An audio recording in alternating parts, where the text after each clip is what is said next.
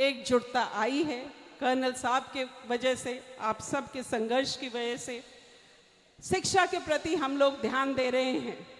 हमारी बेटियां पढ़ने लगी हैं, अच्छी सर्विसेज में आने लगी हैं, पर ये केवल शुरुआत है।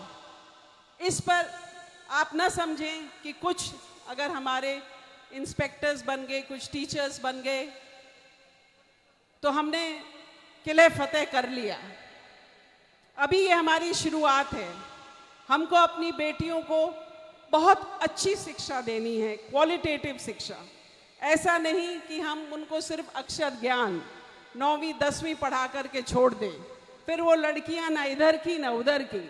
अगर कम पढ़ी लिखी होंगी तो आपके गृहस्थी, खेत, कल्याण के काम नहीं करेंगी।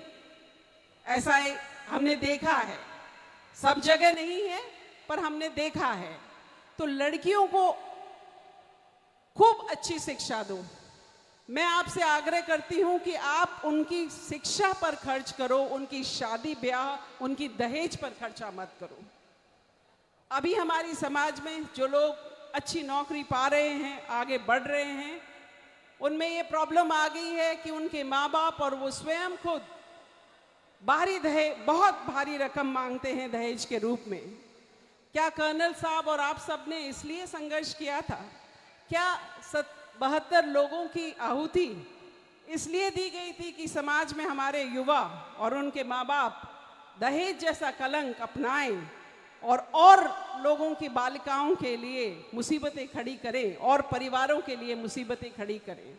नहीं, कर्नल साहब ने एक टर्म, एक शब्द सारी विश्व को दिया। वो term social emergency, political emergency, राजनीतिक इमरजेंसी, आर्थिक इमरजेंसी, इसके बारे में आप सबने पढ़ा होगा। पर कर्नल साहब इस विश्व के, मैं मानती हूँ, मैं गलत हो सकती हूँ पर मैं मानती हूँ कि वो अकेले ऐसे इंसान हैं जिन्होंने सोशल इमरजेंसी टर्म कॉइन किया। इसका मतलब क्या है? इसका मतलब है कि समाज स्वयं अपने ऊपर अंकुश लगाए। हमें आज किस चीज़ की ज़रूरत है? हमें अच्छी शिक्षा की ज़रूरत है, हमें कर्ज मुक्त होने की ज़रूरत है, हमें फिजूल खर्चों से बढ़ने की ज़रूरत है।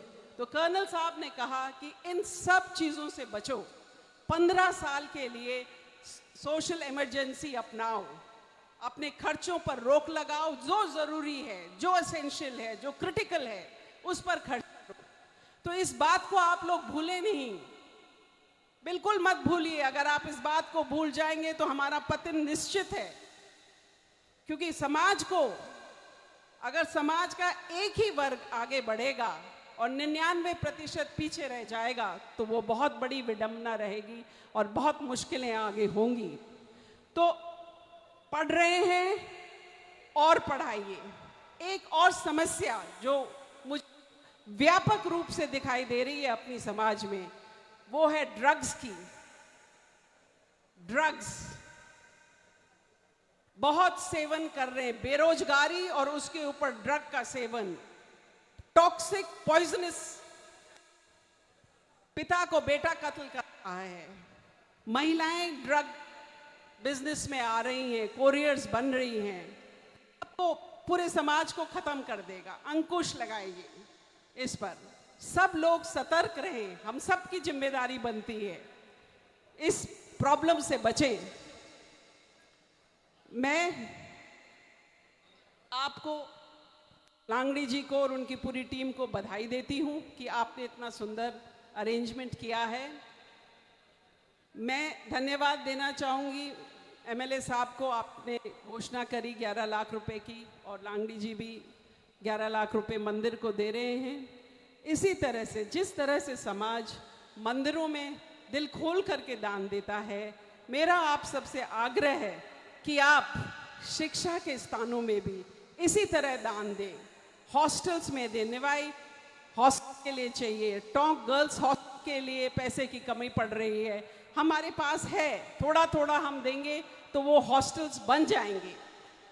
ये मेरी आप सबसे अपील है कि इस तरह का इंफ्रास्ट्रक्चर, इसकी सख्त ज़रूरत हमारी समाज को है।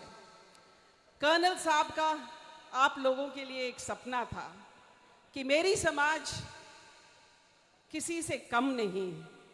कर्नल साहब के साथी जो मंच पे बैठे हैं उनको याद होगा कि कर्नल साहब हमेशा कहते थे we are second to none. इसका मतलब है कि हम किसी से कम नहीं हैं। और वाकई में कहने को बहुत कुछ है, आज वो समय नहीं, पर मैं इतना ही कहूँगी कि हमारी काबिलियत, हमारी मेहनत करने की शक्ति किसी से कम नहीं है।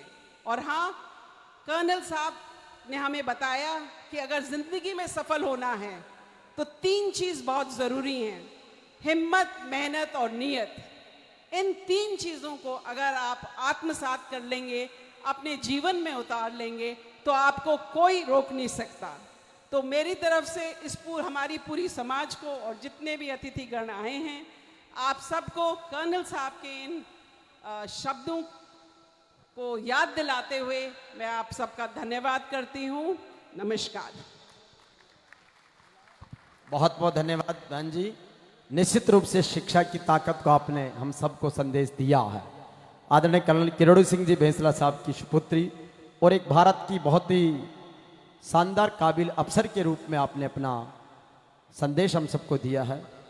आइए हमारे बीच में यूडीएच मंत्री जाबर सिंह जी खर्रा की उपस्थिति में मंच पर मौजूद हैं राजस्थान सरकार के श्री देव नारायण बोर्ड के चेयरमैन राज्य मंत्री श्री ओम प्रकाश जी भड़ाना साहब। आप देवधाम जोधपुरिया से हम सबको आशीर्वाद प्रदान।